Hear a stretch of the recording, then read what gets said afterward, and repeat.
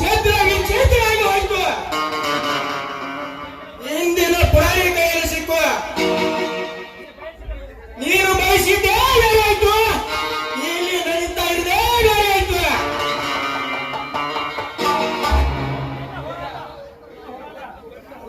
ನೀನು ಹೋರಾಟವನ್ನು ಹೊರತು ಮಾಡಿ ಆಂಜನೇಯ ಆಕ್ರಮಣ ಮೆರೆಯುತ್ತಿರುವ ಈ ಲಭಾಗಳನ್ನು ತಂದಿರುವ ಈ ಕನ್ನಡ ನಾಡಿನ ಕ್ರಾಂತಿಯನ್ನು ಜಯಿಸಿ ಬಂದಿತ್ತು.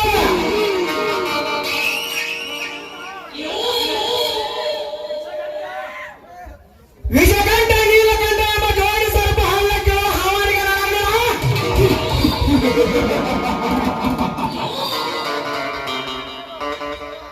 ನಾನು ಹೆಸರು ಕಂಗೆಟ್ಟ ಬಂದ ಕ್ರಾಂತಿ ವಿರನೇ ಅಲ್ಲ.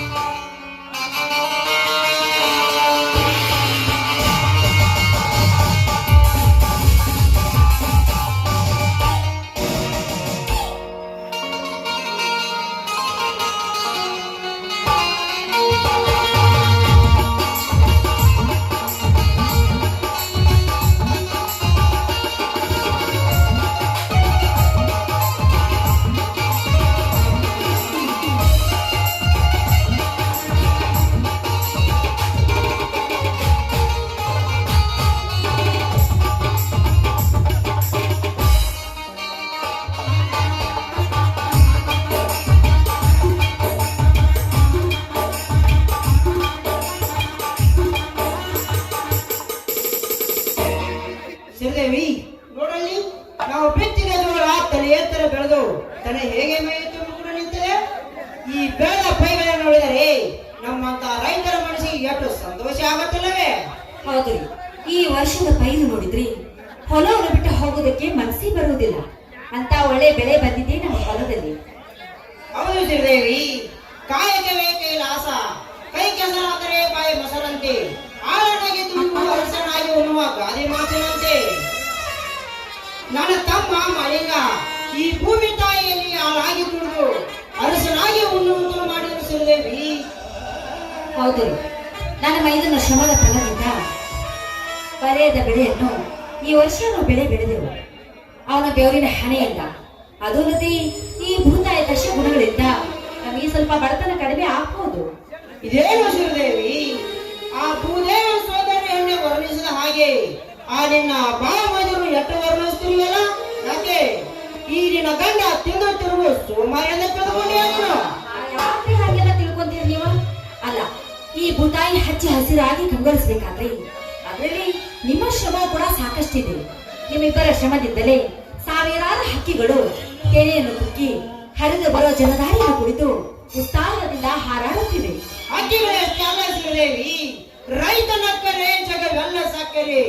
ಈ ರೈತನಿಂದಲೇ ನೂರಾರು ಜೀವರಾಶಿ ಭೂಮಿ ಮೇಲೆ ಬದುಕಿ ಉಳಿದಿದ್ದಾವೆ. ಈ ಮೇಘರಾಜನ ಕೃಪೆಯೊಂದು ಈ ರೈತನ ಬೇಕಿದ್ದರೆ ಸಾವಿರಾರು ಕೋಟಿ ಸರ್ವಾರ್ನ ಸಲಾಮಡೆಯಬಲ್ಲ ಈ ರೈತನಿಗೆ. ಹೌದು, ನೀವು ಹೇಳುವ ಮಾತು ನಿಜವಿದೆ. ಸಾವಿರಾರು ಕೋಟಿ ಒಡೆಯನಿದ್ರು ಕೂಡ ಹೊಟ್ಟೆಗೆ ತಿನ್ನೋದು ಅನ್ನನೇ ತಾನೆ. ಅಂದಾಗ್ಲಿ ರೈತ ಈ ಜಗತ್ತಲ್ಲಿ ದೊಡ್ಡವನು ಸ್ವಾಮಿ, ದೊಡ್ಡವನು.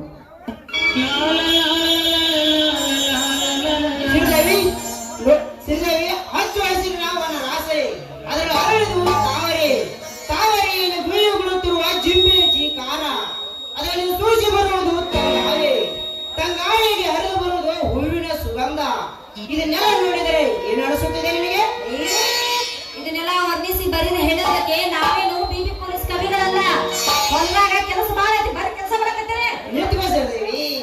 ಈ ಭೂಮಿ ತಾಯಿ ಮಡಿ ಮೇಲೆ ಹೊರಗಿನ ಲತೆಗೆ ಮಂದಾರದಂತೆ ಆಗಿ ಹೂವಿನ ಸುಗಂಧವನ್ನು ಹರಡಿಸಿ ಮನೋಲೋಸ ಉಂಟು ಮಾಡಿದಂತೆ ಈ ನಿನ್ನ ರೈತನ ಬಾಳಿಗೆ ಶಾಂತಿ ನೀಡಲು ಸುದೇ ನೀನಾಗಿ ಈ ನಿನ್ನ ಗಂಡನ ಕೈಯಿಂದ ಅಡೆ ಕುಡೆ ಬರಲೇ ಚಿನ್ನ. ಗೊತ್ತಾಯ್ತು, ಅವಾಗ ನೀವು ವರ್ಣನೆ ಮಾಡಿದಾಗ ಗೊತ್ತಾಯ್ತು ಒಂದು ಏನೋ ಆಸೆ ಐತಂತ. ಆಯ್ತು, ನಿಮ್ಮ ಆಸೆ ಇದ್ದೇ ಆಗಿ.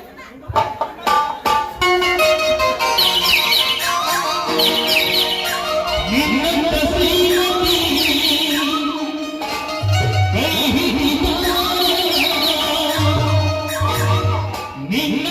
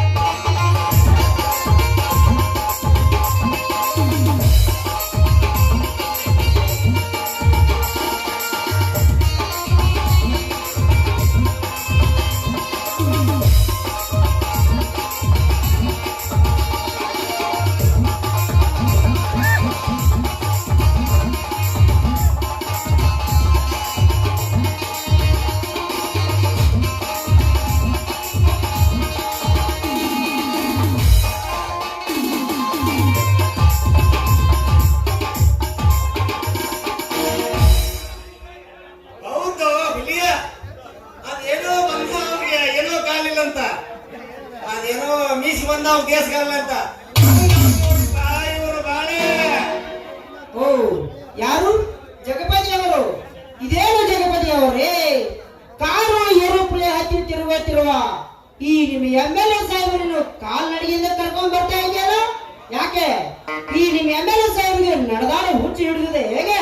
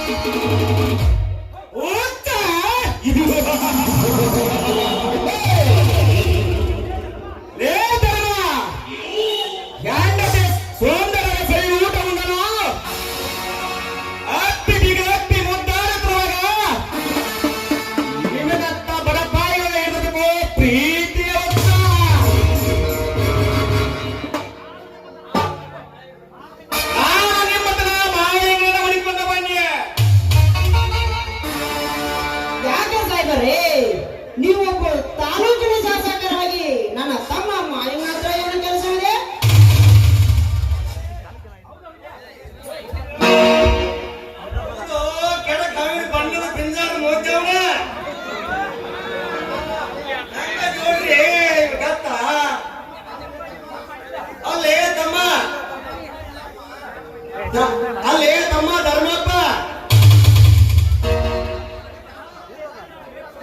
ಅಲ್ರಿ ನಮ್ಮ ದೇಶವನ್ನು ಕೊಡಿ ಮಾಡವಪ್ಪ ನೀನ. ಏನು ಸರ್, ಏನು ಜಗಪತಿಯವರೇ, ನನ್ನ ತಮ್ಮ ದೇಸಾಯಿ ಅವರೆಲ್ಲ ಹಾಕಿಕೊಂಡಿದ್ದಾನೆ. ಯಾವ ಕಾರಣಕ್ಕಾಗಿ ದೇಸಾಯಿ ಅವರೇ? ಸರ್ಕಾರದಿಂದ ಬಂದ ಅನುದಾನಕ್ಕಾಗಿ ಆ ಕೂರ್ಮಿಕ ಚಾಂದ್ರಿಕೆಯಾಗಿ ಇದು ಕೇವಲ ತಪ್ಪೇನಿದೆ ಸಾಹೇಬರೇ. ಸರ್ಕಾರದಿಂದ ಬಂದ ಹಣ ಸಾರ್ವಜನಿಕರ ಸತ್ತು, ಅದನ್ನು ಕೇವಲ ತಪ್ಪೇನಿದೆ?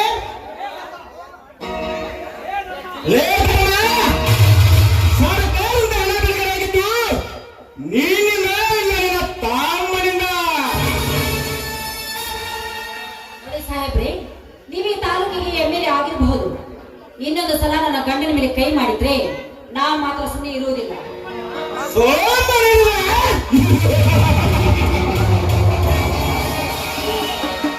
ಪ್ರತಿ ವ್ಯಕ್ತಿ ಪರಮಾತ್ಮ ಗಂಡನ ಮೇಲೆ ಕೈ ಮಾಡಿದ ತಕ್ಷಣ ಉಗಿದ ರೋಚಿಗೆ ಉಚ್ಚವಂತು.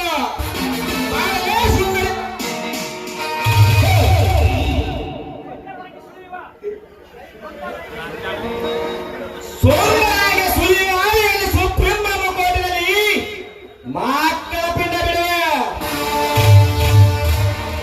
ನೀನು ಕಂಡ ದೇಸಾಯಿ ಬೆಳಲೇನು ಹೆಣ್ಣು ಕೈಯನ್ನು ಎಲ್ಲರಿಗೂ ಕಂದ ಹಾಕು.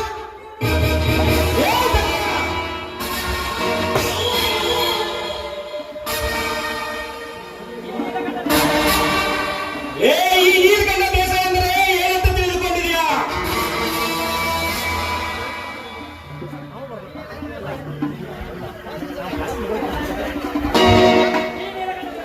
ಈ ನೀರ್ಗಂಡ ಬೇಸಾಯ ಸಾಹಿತ್ಯ ಸಾಹಿತ್ಯ ಮಗನೇ. ನನ್ನ ಗಂಡನ ಬಿಟ್ಟು ಬಿಡು.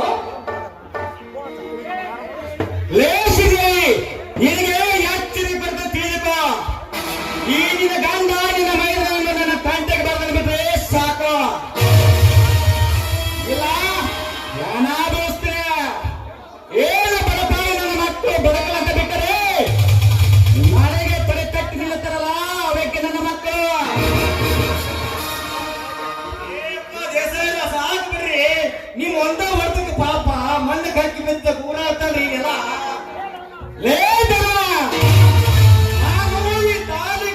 ಎಮ್ಮೆಲೆ ನಾನು ಒಂದೇ ಒಂದು ಮಾತು ಹೇಳಿದರೆ ವಿಧಾನಸಭೆಯಲ್ಲಿ ಕುಂತ ಮುಖ್ಯಮಂತ್ರಿ ಓಡಿ ಬಂದು ನನ್ನ ಕೆಲಸ ಮಾಡಿಕೊಡುತ್ತಾನೆ.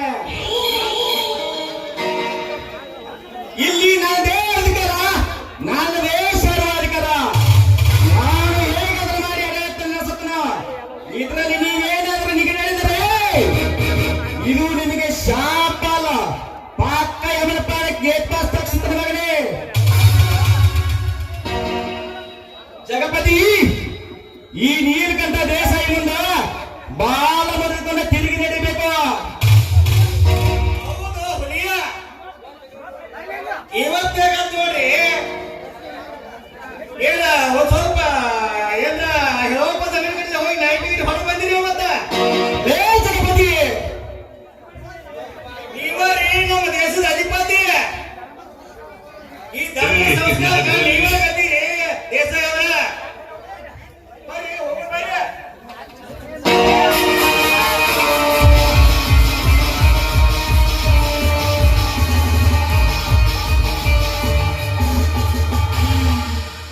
ಬನ್ನಿ, ಮೊದಲು ಈ ವಿಷಯವನ್ನು ನನ್ನ ಮೈದನ ಮಾಳಿಂಗನಿಗೆ ತಿಳಿಸಿ ಆ ನೀಲಕಂಠದ ಧರ್ಮವನ್ನು ಧ್ವಂಸ ಮಾಡೋಣ. ಬೇಡ ಶ್ರೀದೇವಿ, ಇಲ್ಲಿ ನಡೆದ ವಿಷಯ ನನ್ನ ತಮ್ಮನಿಗೆ ಮಾಲಿಗೆಗೆ ತಿಳಿಸುವುದು ಬೇಡ. ಯಾಕೆ ಅಂದರೆ ಆ ದೇಸಾಯಿಗೆ ಒಂದು ಸ್ವಲ್ಪ ಕೊಡುವ ಸಾಲವಿದೆ. ಆ ಸಾಲ ಕೊಟ್ಟ ನಂತರ ಹೆಬ್ಬಾಯಿನಿಂದ ಕೊಬ್ಬಿದ ಅವನ ಶರೀರವನ್ನು ಅಡ್ಡಡ್ಡ ಆಗಿ ಕಳೆದ ಹಾಕ್ಸಲಿಲ್ಲ ಅಂದರೆ